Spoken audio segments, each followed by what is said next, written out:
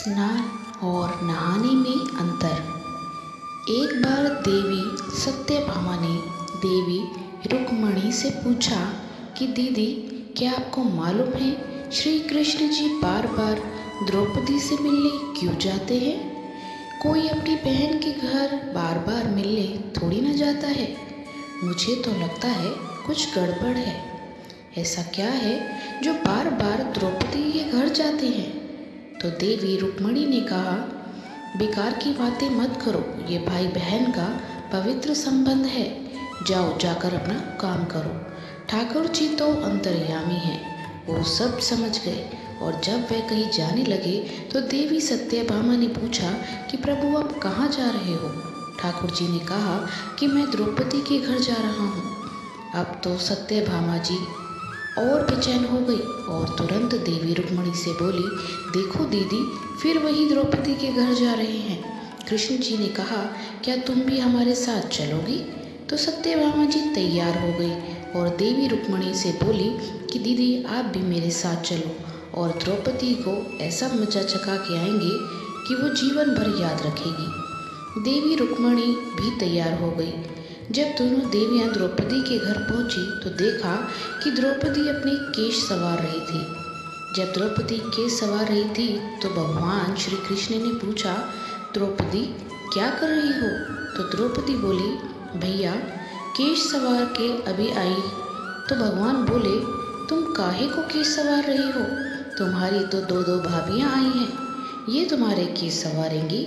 फिर कृष्ण जी ने देवी सत्यभामा से कहा कि तुम जाओ और द्रौपदी के सर में तेल लगाओ और देवी रुक्मिणी जी, तुम जाकर द्रौपदी की चोटी बनाओ। सत्यभामा जी ने रुक्मिणी जी से कहा कि बड़ा अच्छा मौका मिला है, ऐसा तेल लगाऊंगी कि इसकी खोपड़ी के एक एक बाल तोड़ के रख दूंगी। और जैसे ही सत्यभामा जी ने द्रौपदी के सर में तेल लगाना शुरू किया और एक बाल को तोड़ा तो बाल तोड़ते ही आवाज़ आई, हे कृष्ण। फिर दूसरा बाल तोड़ा, फिर आवाज़ आई, हे कृष्ण। फिर तीसरा बाल तोड़ा तो फिर आवाज़ आई, हे कृष्ण।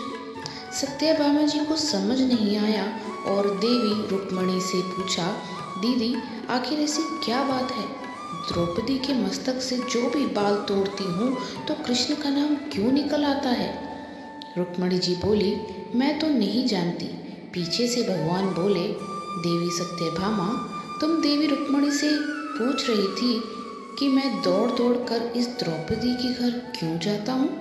क्योंकि पूरे भूमंडल पर, पूरी पृथ्वी पर कोई संत, कोई साधु, कोई सन्यासी, कोई तपस्वी, कोई साधक, कोई उपासक ऐसा नहीं हुआ जिसने एक दिन में 3.5 करोड़ बार मेरा नाम लिया हो। और द्रौपदी केवल ऐसी ही है जो एक दिन में 3.5 करोड़ बार मेरा नाम लेती है, प्रतिदिन स्नान करती है, इसलिए उसके हर रोम में कृष्ण नजर आते हैं और इसलिए मैं रोज उसके पास आता हूँ।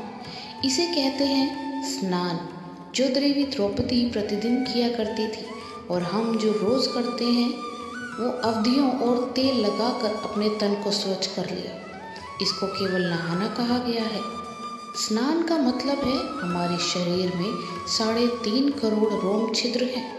जब नारायण से पूछा गया, ये 3.5 करोड़ रोम छिद्र किन कर्मों के लिए दिए गए हैं? तो नारायण ने कहा, जब मनुष्य 3.5 करोड़ बार भगवान का नाम ले लेता है तब जीवन में एक बार उसका स्नान हो पाता है। इसको कहते हैं स्नान।